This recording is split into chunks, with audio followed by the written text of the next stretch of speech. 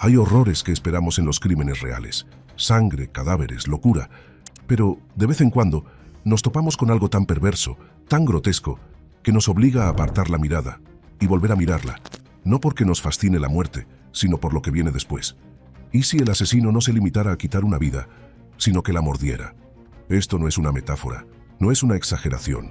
Esta es la historia de seres humanos, ordinarios por fuera, monstruosos por dentro, que masacraron a sus víctimas y las sirvieron como cena, a veces a desconocidos, a veces a familiares, a veces a sí mismos. Albert Fish, la receta de horror del hombre gris, era el tipo de hombre que nunca recordarías. Un anciano caballero con un traje descolorido, ojos cansados y una sonrisa cortés, inofensivo, sin pretensiones, olvidable. Pero detrás de ese frágil marco vivía un demonio. Albert Fish, nacido en 1870. Un nombre que envía una onda fría a través de la historia del crimen verdadero, conocido como el hombre gris, el vampiro de Brooklyn, el hombre del saco. Pero ninguno de esos apodos capturó realmente lo que era, porque Fish no solo mataba niños, los cocinaba. Era 1928. Grace Budd, de 10 años, desapareció de su casa en Nueva York. Un hombre de voz suave se había ofrecido a llevarla a una fiesta de cumpleaños. Sus padres, pobres y desesperados, confiaron en él. Fue la última vez que vieron a Grace. Lo que ocurrió después fue un misterio durante 6 angustiosos años, hasta que llegó una carta, amarillenta, escrita a mano, enviada a la familia Budd. Era una confesión. Fish describió, sin remordimiento, cómo tomó a Grace, la estranguló, la desmembró y cocinó lentamente su carne en un estofado. Escribió sobre su cuerpo como un chef describiría las chuletas de cordero. Tardé 9 días en comerme todo su cuerpo, escribió. Murió virgen. Envió esa frase por correo a su madre. Esto no era una locura. Esto era método. Fish no mató por dinero, celos o venganza. Mataba para satisfacer un apetito. Estaba obsesionado con el castigo religioso, el dolor y la carne. Insertaba agujas en su propia pelvis por placer. Veía el sufrimiento como algo sagrado. ¿Comer carne humana? Eso era la salvación. Sus crímenes no fueron descubiertos por un rastro de sangre, sino por un rastro de cartas. Quería que las familias lo supieran, que lo sintieran, que lo revivieran. Y cuando finalmente fue arrestado, no suplicó clemencia. Le dio la bienvenida a la muerte. Será la emoción suprema, susurró. La única que no he probado. Albert Fish no era solo un asesino. Era el hombre que hizo el horror, íntimo. Y si crees que eso es lo más oscuro de esta historia, solo espera. Porque el siguiente hombre no solo escribió sobre sus crímenes, los sirvió. Caliente, frescos y directamente de una parrilla de carretera. Joe Metheny, el caníbal rencoroso. Joe Metheny no usaba máscara, no se escondía en las sombras. Le decía al mundo exactamente lo que hacía y sonreía mientras lo hacía. Midiendo más de 180 centímetros y pesando más de 200 kilogramos, Metheny era una imponente losa de furia. Un ex camionero, un vagabundo de chatarrería, un hombre que vivía en un remolque sucio junto a una empresa de paletas en Baltimore y, según él, convirtió el asesinato en un negocio. Comenzó, dijo, con el corazón roto. Su novia lo dejó, se llevó a su hijo, desapareció en las callejuelas de Baltimore. Metheny afirmó que buscó en los antros y callejones no para llevarla a casa, sino para matar a todos los que le recordaban a ella. La venganza no era suficiente, necesitaba control, necesitaba un ritual. Así que empezó a atraer a trabajadoras sexuales a su caravana, y una vez dentro, nunca se iban. No solo las mataba, las desmembraba, almacenaba su carne, y la convertía en carne. Según su propia y escalofriante confesión, Metheny guardaba restos humanos en su congelador. Los mezclaba con carne de cerdo, los asaba a la parrilla, luego los servía en sándwiches de un pequeño puesto de comida que montaba los fines de semana. Alimentaba a la gente, compañeros de trabajo, a desconocidos, clientes que sonreían, pagaban y se marchaban sin darse cuenta de lo que acababan de comer. Estaban muy buenos, dice. Si lo mezclas con cerdo, nadie nota la diferencia. Lo dijo despreocupadamente, como una broma, como un recuerdo, como si no significara nada. Pero aquí está la cosa. Joe Metheny quería que lo supieras. Declaró más asesinatos de los que la policía pudo verificar. Describió crímenes con detalles impíos. Y si todo era verdad o no, no importaba. Porque no se trataba solo de lo que hacía. Se trataba de lo que quería que imaginaras. La próxima vez que muerdas algo desconocido, ¿probarías la diferencia? Y justo cuando crees que no puede ser más retorcido, viajamos a la Italia de los años 30, donde una mujer conocida como la jabonera de Correggio convertía a sus víctimas en pasteles e incluso en jabón. Todo por amor. Leonarda Cianciulli, la jabonera de Correggio. Italia, 1939. El mundo se tambaleaba al borde de la guerra, pero en la tranquila ciudad de Correggio se estaba gestando un terror muy diferente. Leonarda Cianciulli era madre, una viuda, una jabonera y una asesina en serie. Su historia comienza con el desamor, un aborto tras otro. 17 embarazos, solo 4 de sus hijos sobrevivieron. Se obsesionó con protegerlos, la superstición la consumía, y cuando su hijo mayor se alistó en el ejército italiano, creyó que solo una cosa podría salvarlo de la muerte: el sacrificio humano. Así que Leonarda ideó un plan. Invitó a mujeres a su casa, mujeres que confiaban en ella. Mujeres solitarias y vulnerables que buscaban consejo o ayuda. Las drogaba, las mató a hachazos, luego hervía sus cadáveres en un caldero. La grasa flotaba en la superficie, los huesos se disolvían. Lo que quedaba lo convertía en jabón. Sí, jabón. Hice jabón con ella, dijo más tarde a la policía. La grasa era cremosa y blanca. Le di barras a los vecinos y amigos. Los pasteles también salieron bien. Los serví con té. No bromeaba. Leonarda horneó los restos en pasteles dulces y con nueces. Los servía con sonrisas, e incluso escribía postales en nombre de sus víctimas, falsificando mensajes a sus seres queridos para que nadie sospechara que habían desaparecido. Ella creía que era un acto de amor, el sacrificio de una madre para proteger a su hijo del destino. Pero cuando la atraparon, no mostró ningún remordimiento. En prisión se convirtió en una reclusa modelo, tranquila, servicial, incluso orgullosa. Murió en un manicomio en 1970, aún convencida de que su jabón había salvado la vida de su hijo. Leonarda Cianciulli no mató por placer, no lo hizo por hambre, lo hizo por devoción, lo cual de alguna manera lo hace peor, porque cuando el amor se convierte en ritual, nada está fuera de los límites.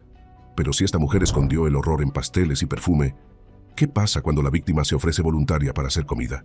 Conozca a Armin Meiwes, el hombre que publicó un anuncio en internet buscando a alguien dispuesto a morir para cenar. Armin Meiwes, el hombre que se comió el consentimiento. Esta historia no empieza en un sótano ni en un callejón oscuro. Empieza en internet. En 2001, en lo más profundo de un foro de internet dedicado al canibalismo, un hombre llamado Armin Meiwes publicó un sencillo anuncio. Busco a un joven de 18 a 30 años bien dotado para ser sacrificado y luego consumido. No era una broma, no era una metáfora, lo decía en serio. Y entonces, alguien respondió. Bernd Brandes, ingeniero berlinés de 43 años, respondió al anuncio. No solo aceptó la oferta, sino que insistió en ella. En correos electrónicos, Brandes describió exactamente cómo quería morir, lentamente, con dolor, con plena conciencia, así que Armin le invitó a su casa. Los dos hombres se reunieron en la casa de entramado de madera de Meiwes en Rothenburg, Alemania. Cenaron, bebieron vino, vieron una película de Star Trek, luego subieron las escaleras. Lo que ocurrió después es casi incomprensible, pero fue grabado, con una cámara de vídeo, porque ambos hombres estaban de acuerdo. Si esto iba a suceder, sería documentado. Los actos que siguieron no fueron un repentino estallido de violencia, fueron metódicos, acordados, coreografiados. Brandes estuvo vivo durante horas, hasta que dejó de estarlo. Y entonces, Meiwes se lo comió. En el transcurso de meses, almacenó la carne en su congelador, la frió con ajo, se lo comió con patatas. La llamó la mejor carne que jamás había probado. No volvió a matar. No por culpa, sino porque, en su mente, había encontrado a la pareja perfecta, un hombre que quería ser consumido, un voluntario. Meiwes solo fue capturado cuando alguien se topó con sus mensajes en el foro y alertó a la policía. Cuando allanaron su casa, encontraron el vídeo, el congelador y lo que quedaba de Bernd Brandes. Alemania se horrorizó, pero los tribunales estaban confusos. ¿Se trataba de un asesinato o de un suicidio asistido? Tras un nuevo juicio, Armin Meiwes fue condenado a cadena perpetua. Hoy lee la Biblia, se arrepiente de lo que hizo y advierte a los demás de que no sigan su ejemplo. Pero la pregunta sigue en el aire. Si alguien quiere ser comido, ¿sigue siendo un delito? De un festín consentido, pasamos ahora a un hombre que afirmaba que sus actos eran culturales, que comía para honrar la belleza, que la carne no era comida sino arte. Conozcan a Issei Sagawa, el hombre que mató y se hizo famoso por ello. Issei Sagawa, el caníbal famoso. En 1981, un joven estudiante japonés llamado Issei Sagawa entró en la Sorbona de París con una obsesión secreta. No quería hacer daño a nadie. Quería poseerlo, por completo. Sagawa era pequeño, apenas superaba los 150 centímetros de altura. Era frágil y tenía un comportamiento nervioso. Pero tras su tímida sonrisa se escondía un deseo tan oscuro que más tarde lo llamó el sueño de su vida. Se encaprichó de una compañera de clase holandesa, René Harteveld. Era alta, segura de sí misma, brillante. Todo lo que él creía que no era. La invitó a cenar. Ella aceptó, confiando en él como un compañero tranquilo. Lo que ella no sabía era que él ya había comprado el rifle. Esa noche, mientras ella leía poesía en voz alta, él le disparó en el cuello. Ella murió instantáneamente, pero para Sagawa, eso fue solo el principio. Pasó los 2 días siguientes profanando su cuerpo, comiendo su carne, fotografiando el proceso, no con frenesí, sino como un ritual. En su mente no era asesinato, era absorción. Creyó que consumirla le permitiría tomar su fuerza, su belleza, su esencia. Fue atrapado días después, tratando de tirar los restos en un parque. Ahora es cuando la historia se vuelve surrealista. Issei Sagawa fue declarado legalmente loco por los tribunales franceses y no apto para ser juzgado. Fue deportado a Japón, donde salió libre. Se convirtió en una celebridad menor. Escribió libros, dio entrevistas, incluso apareció en revistas y documentales, sonriente, cándido, describiendo en detalle el sabor de la carne humana. Como atún crudo, decía, o a caballo. Vivía a la intemperie, entre una sociedad que parecía a la vez repugnada y fascinada. Para algunos era un monstruo, para otros una curiosidad retorcida. Pero una cosa era innegable, convirtió el asesinato en fama. Sagawa nunca volvió a matar. Vivió el resto de su vida a la vista del público, arruinado y avergonzado, pero nunca silenciado. Y al hacerlo reveló algo escalofriante. El mundo no solo teme a los caníbales, a veces les da un micrófono.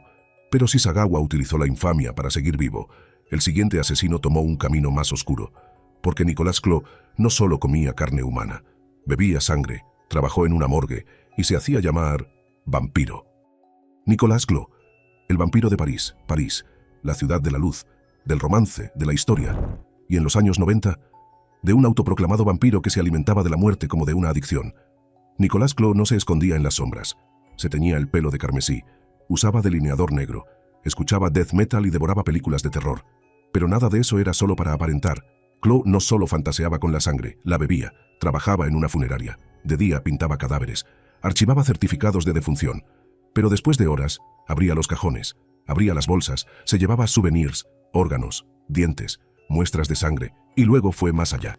En 1994, Nicolas disparó y mató a un hombre en su apartamento, no por rabia, no por dinero, sino por la emoción, por el sabor. Más tarde confesó haber consumido partes del cuerpo de la víctima, y lo que es más inquietante, lo describió con la frialdad de un chef. Guardaba partes del cuerpo en frascos, practicaba rituales, veía películas de terror mientras masticaba carne humana. Cuando la policía registró su apartamento, encontró pruebas de sus obsesiones, obras de arte satánicas, libros de medicina, herramientas quirúrgicas y fragmentos de huesos. Su habitación era un santuario de la muerte. Pero Clos no lo negaba. De hecho, lo aceptó. Le dijo al tribunal que era un vampiro, que la sangre le daba fuerza, que el sabor de la carne humana no le horrorizaba, sino que le daba poder. Habló de la necrofilia, el canibalismo y el éxtasis de la violencia como si estuviera describiendo una comida. Y tras cumplir más de una década entre rejas, fue puesto en libertad. Sí, liberado. Hoy, Nicolas Clos sigue vivo, activo, en línea, vende obras de arte, concede entrevistas, comparte recuerdos de sus crímenes con una calma espeluznante. Ya no se esconde en la oscuridad. Ha abrazado el espectáculo, y por muy perturbadores que fueran sus crímenes, el público es igual de inquietante. Porque en la era de los clics, los likes y la curiosidad morbosa, hasta los monstruos pueden tener seguidores. Pero si Clos era un vampiro que se alimentaba de la muerte, el siguiente hombre no ocultaba su locura en el misticismo. Mataba con un martillo, frió cerebros en mantequilla, y le dijo a los médicos que quería ser chef. Peter Bryan no solo comía, cocinaba. Peter Bryan, el chef de la locura.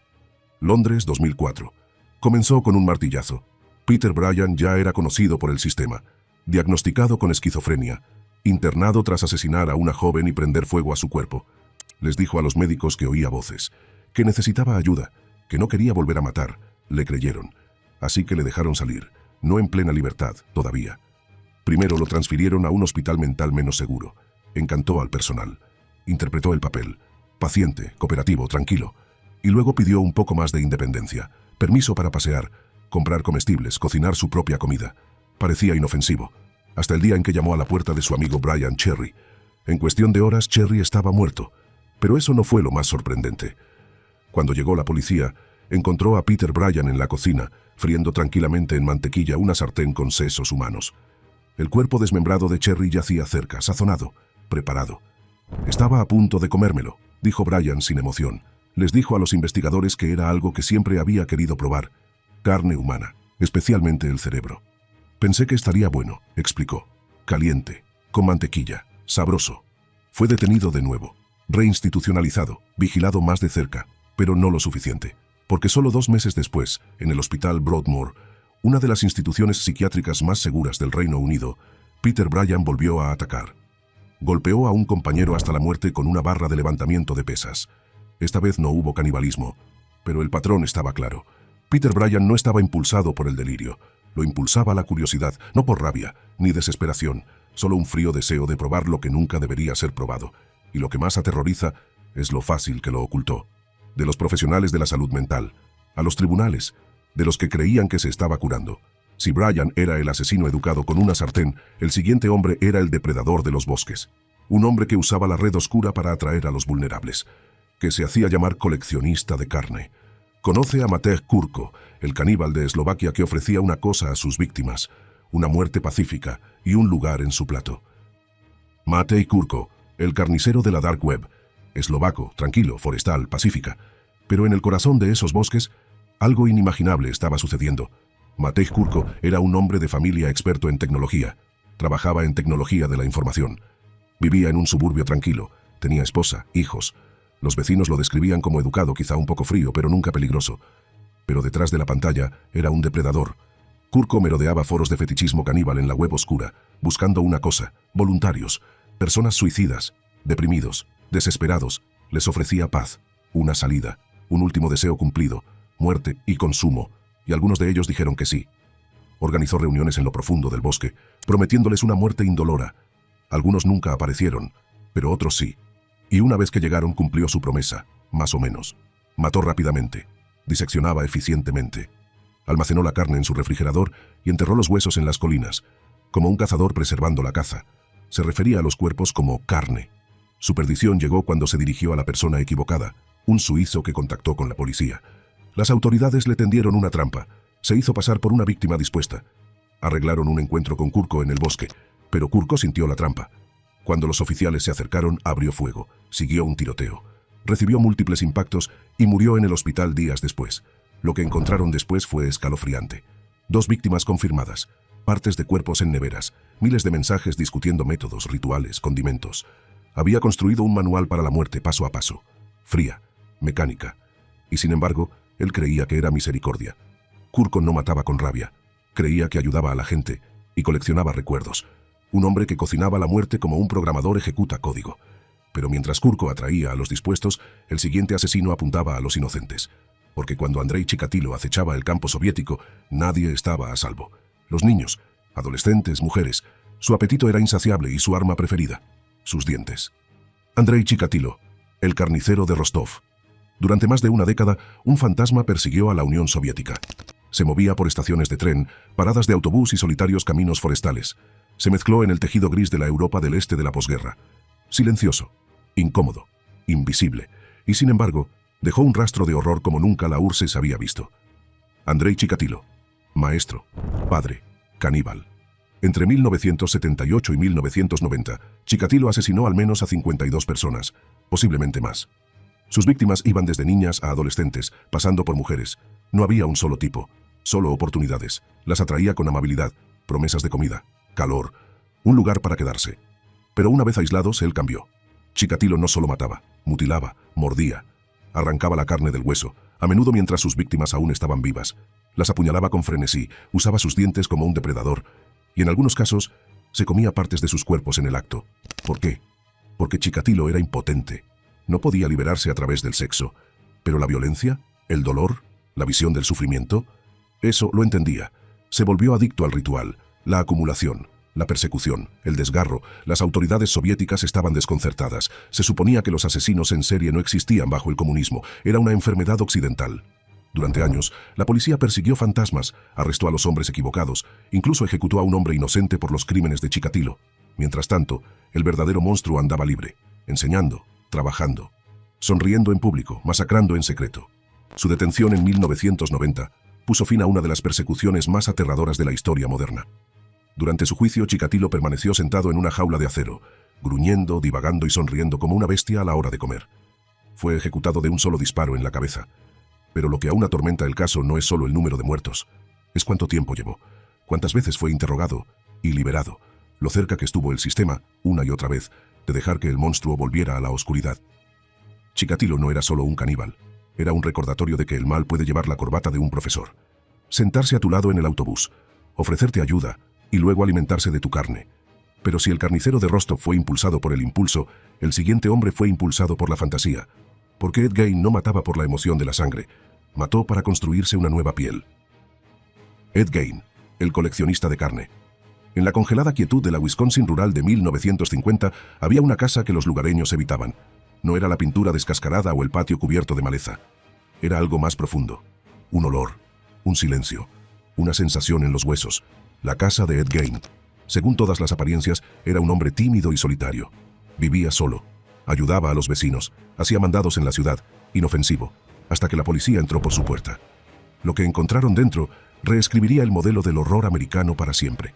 Una silla tapizada con piel humana. Tazones hechos de cráneos.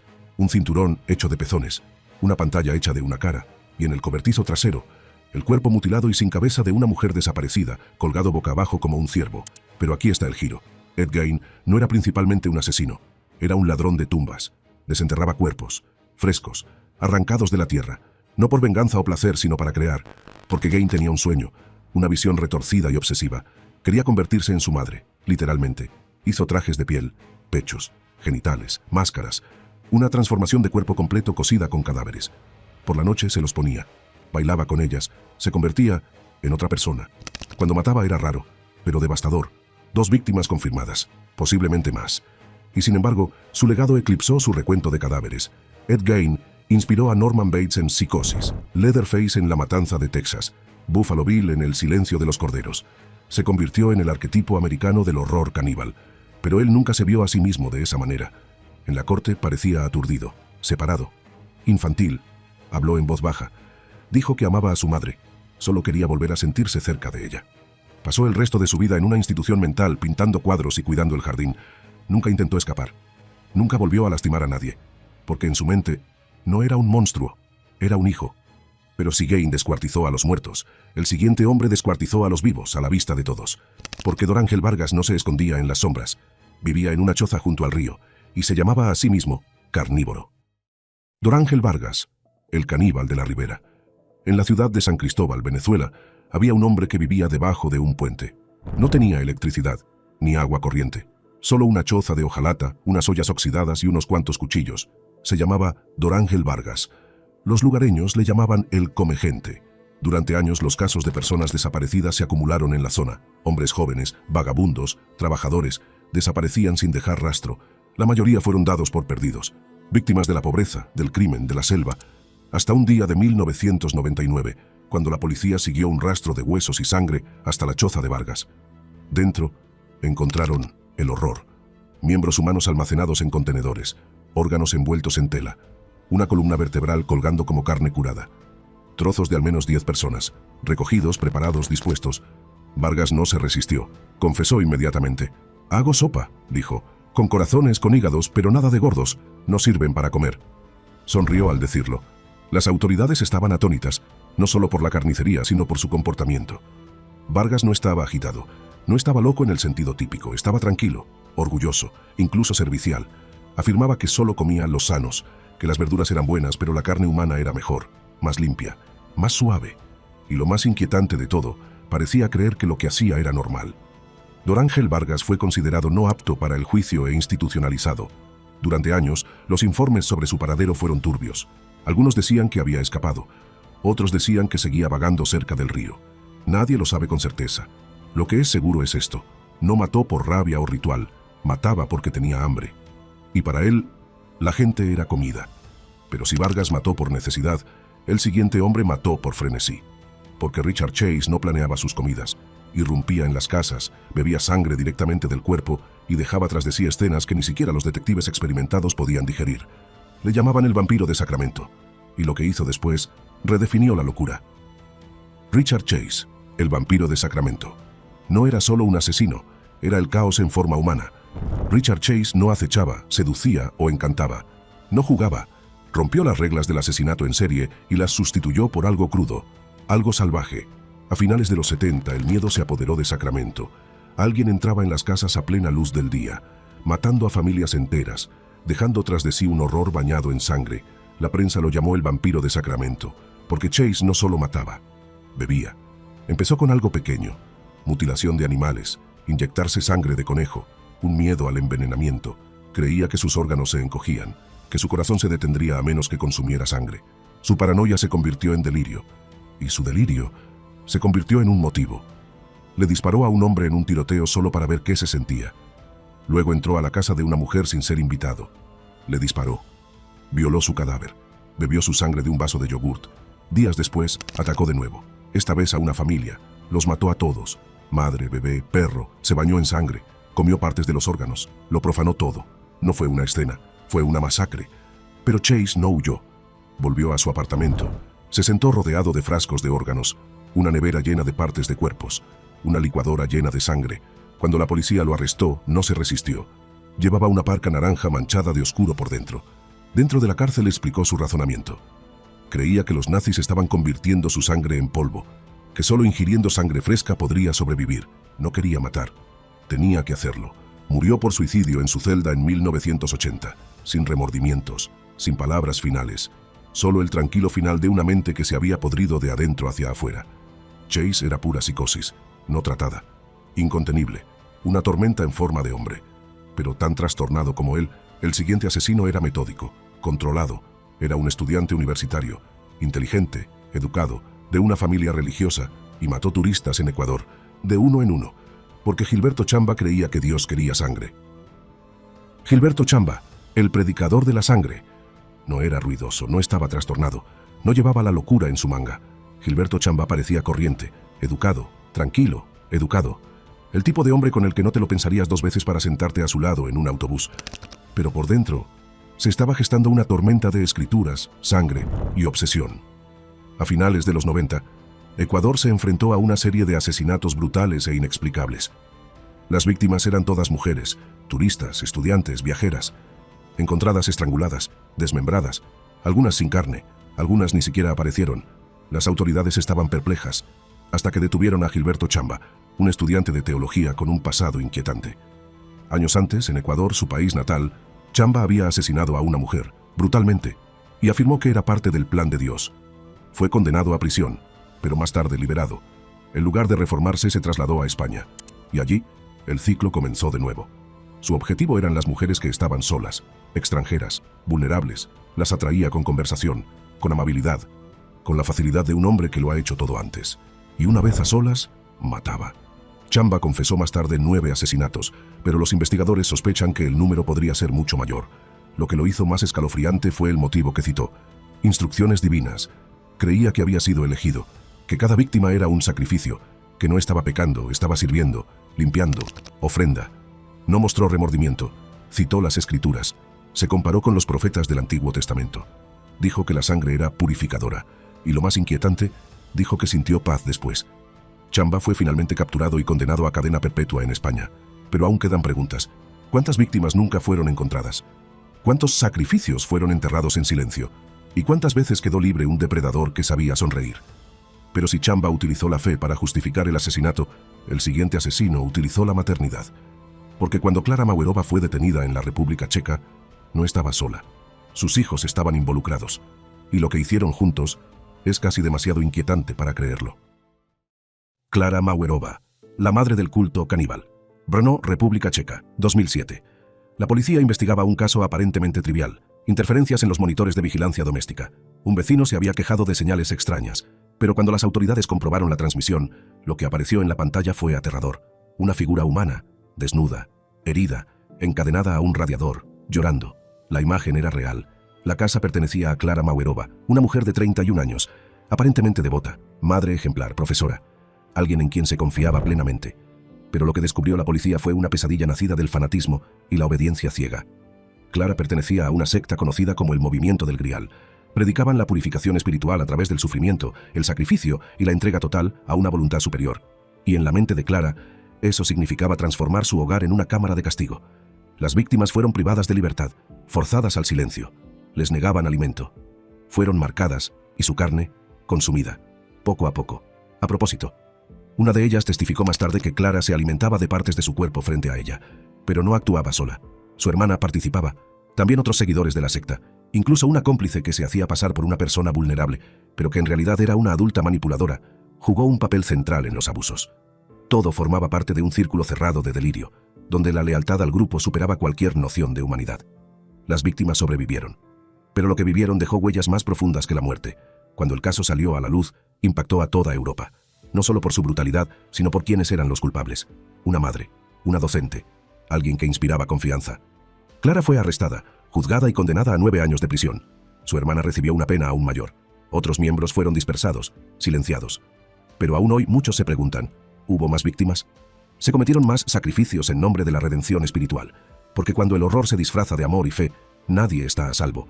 Y si Clara fue impulsada por la locura de una doctrina, el siguiente asesino de nuestra lista fue impulsado por el hambre y la codicia. Fritz Haarmann no era solo un caníbal, era un carnicero, un traficante de carne en el mercado negro, y su producto era humano. Fritz Haarmann, el carnicero de Hannover, Alemania, después de la Primera Guerra Mundial. Una nación rota, hambre por todas partes, caos en cada esquina, y en la ciudad de Hannover un comerciante surgió de las sombras, Fritz Haarmann. Para el público era un comerciante, un vendedor de carne, un hombre que ayudaba a alimentar a una población hambrienta, pero bajo la superficie era algo mucho más oscuro. Entre 1918 y 1924, al menos 24 jóvenes, en su mayoría adolescentes, desaparecieron tras ser vistos por última vez con Haarmann. Muchos eran indigentes, sin trabajo, buscaban comida o refugio. Haarmann les ofrecía ambas cosas, pero su generosidad tenía un precio. Los atraía a su apartamento con promesas de seguridad y luego los mataba, rápidamente, con un mordisco. En la garganta, sí, un mordisco. Lo llamaban el vampiro de Hannover por una razón. Pero no se detenía ahí. Haarmann desmembraba los cuerpos con precisión quirúrgica, quitaba la carne, la empaquetaba y, según las autoridades, la vendía a los vecinos, a restaurantes, incluso a escuelas. Vendía carne humana bajo la apariencia de cerdo, salchicha, carne picada. En una ciudad desesperada por comida, nadie hizo preguntas. La policía solo lo atrapó cuando los huesos comenzaron a llegar al río. E incluso entonces la verdad era casi demasiado grotesca para creerla. En el juicio, Haarmann confesó sin vergüenza. Describió sus métodos, sus motivos, su hambre. Parte de la carne, dijo, sabía mejor que otra. La sala del tribunal estalló. El público se tambaleó. Pero Fritz Haarmann nunca pestañeó. Fue ejecutado en la guillotina en 1925. Pero los ecos de lo que hizo, de lo cerca que estuvieron sus crímenes de todas las mesas de Hannover, aún perduran. Porque al final no estaba solo. Desde comedores grasientos hasta casas de campo en ruinas, desde oraciones susurradas hasta fríos ganchos metálicos, todos los asesinos de esta historia convirtieron el cuerpo humano en una comida. Algunos decían que era amor, otros locura. Unos pocos lo llamaron arte, pero todos ellos se llevaron algo más que la vida. Devoraron la memoria, convirtieron a la gente en humo, hueso, en silencio. Y tal vez ese es el verdadero horror. No que comieran carne, sino que pedazo a pedazo borraron a alguien, como si nunca hubiera estado aquí.